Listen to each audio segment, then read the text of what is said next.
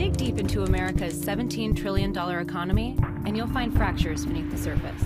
The spoils are split unevenly between men and women, old and young, high school dropouts, and MBAs. But one of the most divisive disparities is only skin deep. This is the economy in black and white. Everything you own, houses, stocks, cars, that's your wealth. In 2011, the wealth of the median white household was over $110,000. African Americans on average, 17 times less, just over $6,000. And housing has a lot to do with it. For the average American, their home is the most valuable part of their portfolio.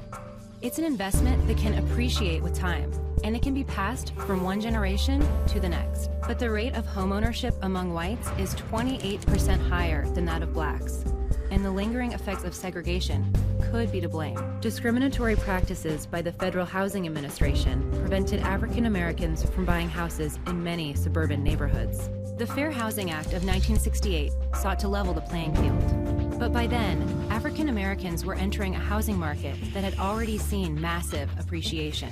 Meanwhile, white families had seen their housing investment soar in value during their head start. Fast forward to the 21st century, minority groups were again victims of housing exploitation, this time by big banks.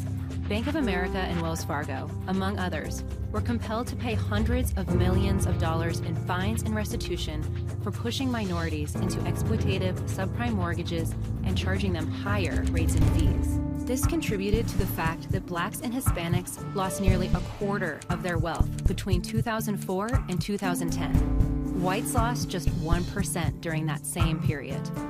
So the American economy houses two realities, one black, one white. The divide between them, a measure of inequality.